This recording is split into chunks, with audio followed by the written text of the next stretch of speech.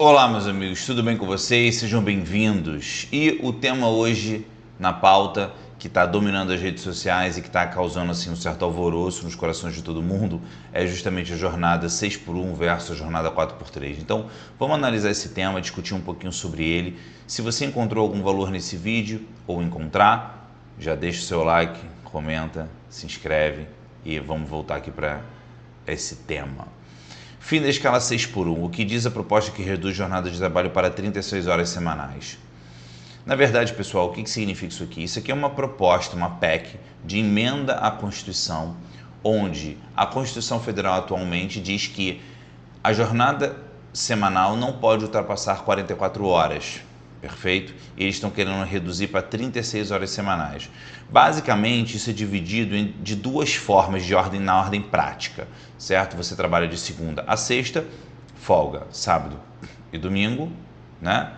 Ou você trabalha, vamos sei lá, de quarta a domingo, folga segunda e terça, enfim, aí cada convenção coletiva de trabalho vai ter sua especificidade, assim como também acontece no comércio, né? E alguns outros setores também, óleo e gás, isso é muito comum, mas enfim, setores onde realmente você trabalha 6x1, onde você trabalha por exemplo, terça a domingo e folga na segunda-feira, certo? O que ocorre é o seguinte, pessoal, é uma coisa que eu sempre gosto de analisar e falar. Políticas têm consequências, elas podem ser consequências boas, podem ser consequências ruins, e é isso que a gente tem que analisar aqui. O que eu acho mais interessante, já entrando direto assim na questão prática dessa redução de jornada de trabalho, seria o seguinte: quando você reduz a jornada de trabalho, certo? Basicamente é o seguinte, pessoal, vamos lá. Quem é que não quer ganhar dinheiro sentado na poltrona da sua sala de estar vendo televisão? Todo mundo. Todo mundo que puder trabalhar menos e ganhar mais dinheiro ou manter o seu salário vai optar por esse benefício. É óbvio que sim. É uma coisa que não tem o menor sentido nem discutir. Porque se você oferecer para qualquer pessoa, olha, meu amigo, você trabalha de segunda a sexta, agora você vai trabalhar só quarta-feira e vai ganhar o mesmo salário. Você quer? É óbvio que sim. Só que quais são os impactos disso para a sociedade? Quais são os impactos disso para o ordenamento jurídico, ordenamento social? E é isso que eu entendo que deveria pelo menos ser a questão principal dessa discussão. Em vez de ser uma medida onde fala assim, não, a gente quer o bem das pessoas, a gente quer florear e pôneis cor-de-rosa e tudo certo, isso aqui vai causar um impacto muito ruim na economia brasileira. E eu vou explicar por quê. Em primeiro lugar, porque trabalhadores também são os consumidores. E, na verdade, os trabalhadores, principalmente a classe baixa, classe média, são os principais consumidores. O que isso significa?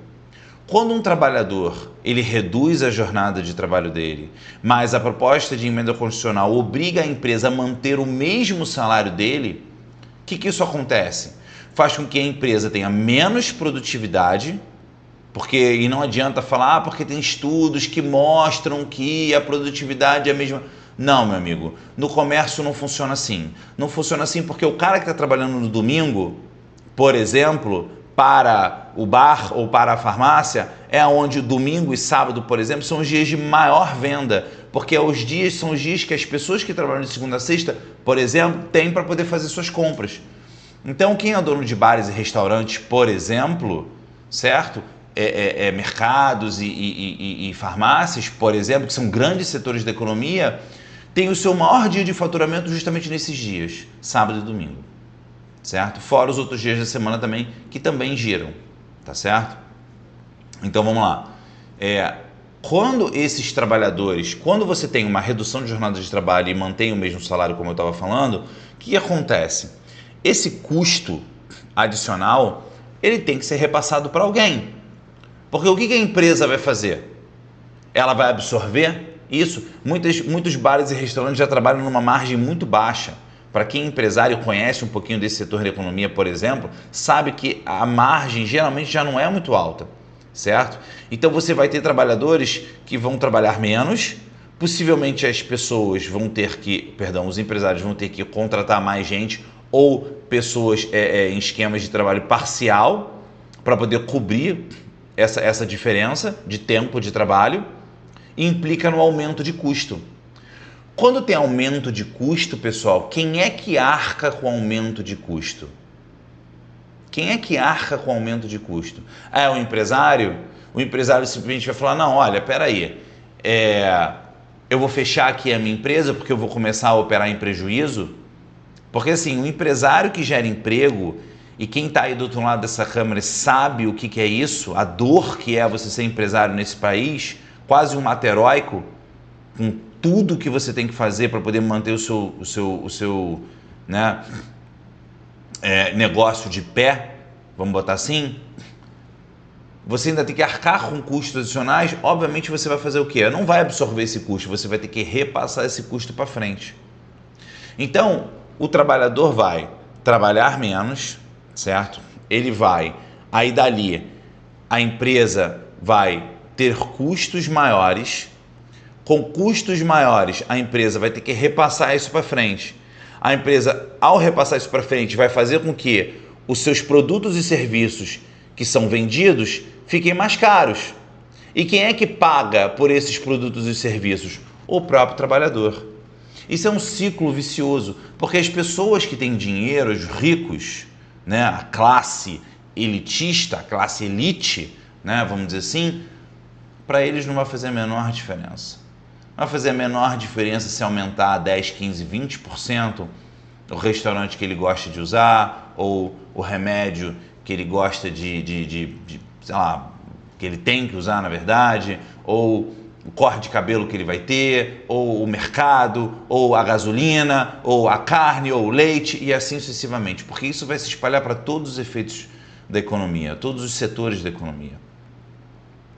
O meu ponto com isso aqui é o seguinte, esse pessoal que faz esse tipo de política, aí ainda falam que, mas isso é tendência mundial.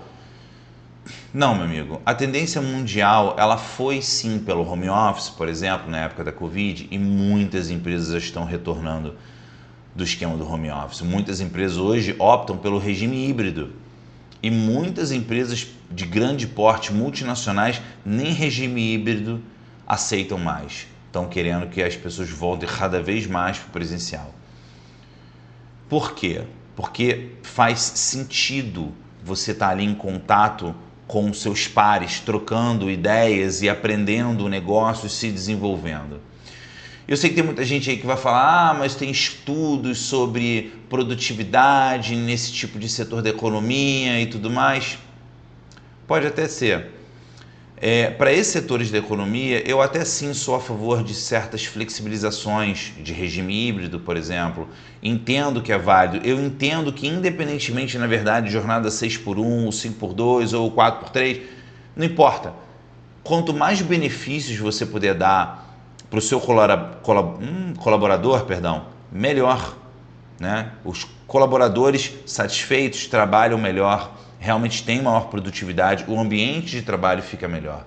Entretanto, você não pode ter uma política que causa um impacto como esse e simplesmente vender ela de uma forma como se fosse uma benesse, como se fosse uma questão assim que não tem impacto nenhum. E é isso que me incomoda. Se você que está aí do outro lado da câmera entende que, olha, tudo bem, eu não tenho problema nenhum dos meus bens e serviços ficarem mais caros, o que eu quero é que as pessoas tenham uma melhor qualidade de vida. Ok, excelente, não tem problema nenhum, porque é isso que vai acontecer. A minha crítica aqui não é se a escala é boa, se não é, se deve fazer ou se não deve fazer. A minha crítica aqui é que essa ideia ela é vendida como se não houvesse consequência, e há consequência. Por isso que eu falo no começo que políticas têm consequências, principalmente políticas ruins. Ou então, por que a gente não dá uma outra ideia para esse pessoal do governo? Por que a gente não fala assim para eles, olha só, vamos fazer o seguinte, é que vocês querem dar um benefício para os trabalhadores, para os colaboradores, já que vocês são tão benéficos e benevolentes assim, por que vocês não fazem assim? Em vez de mudar a escala, por que vocês não dão redução de impostos para aqueles que trabalham nesse tipo de regime? Por quê? Por que o governo tem que repassar o ônus para o empresário? Certo? Por que não ter uma arrecadação mais responsável e benéfica àqueles que têm esse tipo de jornada de trabalho? Porque no fundo, gente, todo mundo trabalha para ter dinheiro no bolso. Todo mundo trabalha porque quer ter dinheiro no bolso. E se pudesse enriquecer sentado na praia, todo mundo faria. Entretanto, na minha opinião, você não pode forçar ou querer regular esse tipo de situação, onde a pessoa, vamos dizer assim, alcança esse plano de vida onde ela possa ganhar o dinheiro dela sem fazer nada, que seria mais ou menos a questão da aposentadoria. Você contribui uma vida inteira e, portanto, você tem o seu salário ali do mais ou menos ali de 2/3 da sua vida para cima, certo? No 1/3 de vida que te falta, só para facilitar. Então, isso deveria ser uma questão de meritocracia. A pessoa trabalhou, juntou, empreendeu, fez o que ela poderia fazer e hoje ela tem a vida que ela quer. Ótimo. Mas você não pode forçar isso para o empresário, porque essa política faz isso. Ela repassa para o empresário o ônus de uma benesse que deveria ser conquistada por meritocracia, por exemplo. Ou então, se realmente os nossos governantes querem o bem da população, o que eles deveriam fazer? Vamos dar uma redução de impostos para as pessoas que trabalham nesse tipo de jornada, né? Para que elas possam aí sim ter uma efetividade maior, um maior ganho, né? Pelo sacrifício que é feito. Ou então permitir que haja redução salarial e até uma divisão híbrida de trabalho, onde a pessoa possa, olha, beleza, eu trabalho 4 dias aqui, mas eu quero trabalhar mais 2 dias ali porque eu quero complementar minha renda, por exemplo, e que isso seja um trabalho formal, por exemplo. As possibilidades, elas são infinitas. Dá para criar o sistema que você quiser, se você tiver criatividade para isso.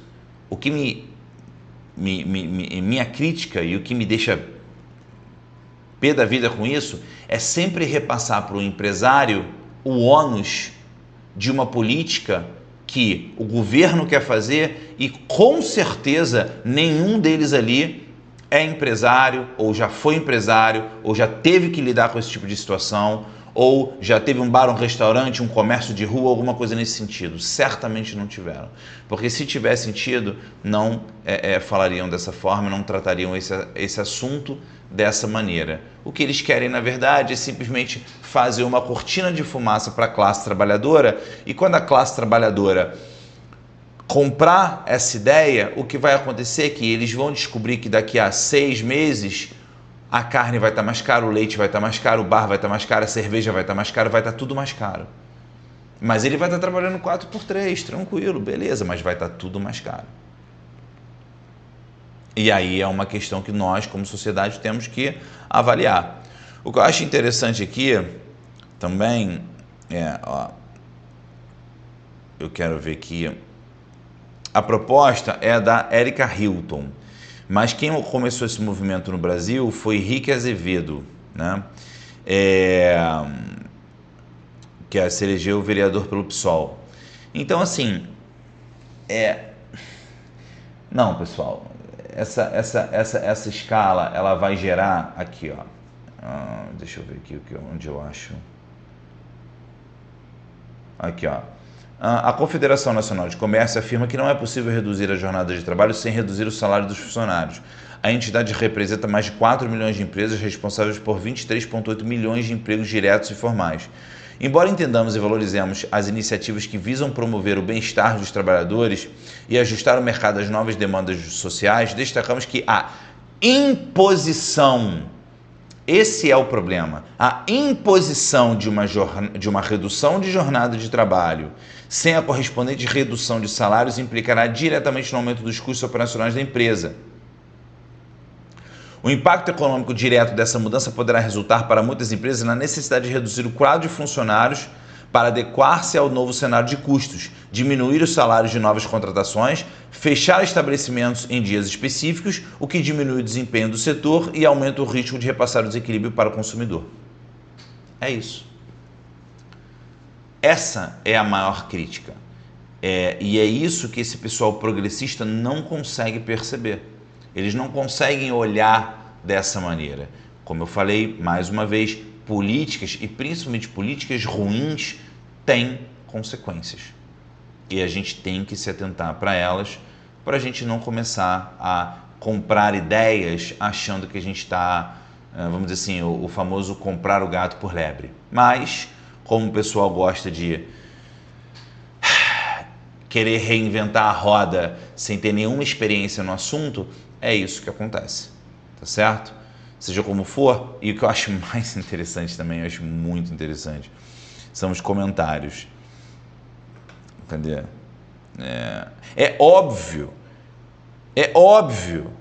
que eu quero o fim da escala 6x1, disse a atriz Luana Piovani para seus 5,4 milhões de seguidores no Instagram. Não é possível que as pessoas não tenham consciência de classe, não tenham generosidade, empatia, sororidade, dororidade e compaixão. Aí eu pergunto, quantas empresas a Luana Piovani já geriu, quantas folhas de pagamento ela já fez, né? Quantos negócios ela já teve que levantar ou derrubar. Sim, nada contra a Luana Piovani, eu acho que ela tem todo o direito de ter a opinião dela, obviamente, mas eu discordo absolutamente disso, tá? E foi o que eu falei, vamos dar benefício para os trabalhadores? Com certeza, vamos fazer o seguinte, vamos cortar os impostos das empresas ou dos trabalhadores, porque aí você mantém um custo, a empresa não precisa aumentar o custo dela. Se você quiser dar uma jornada 4x3 para o seu trabalhador, ótimo, o governo deveria fazer o quê? Diminuir os seus impostos como benefício da empresa e do trabalhador, porque aí o custo se mantém e todos ficam felizes. Mas vocês acham mesmo que o governo vai abrir mão do dinheirinho dele? Não. É muito mais fácil repassar o ônus para o próximo, não é isso? Bom, seja como for, se você ficou até o final, encontrou valor nesse vídeo, deixe seu like, se inscreve, ajuda muita gente. Como sempre, até a próxima.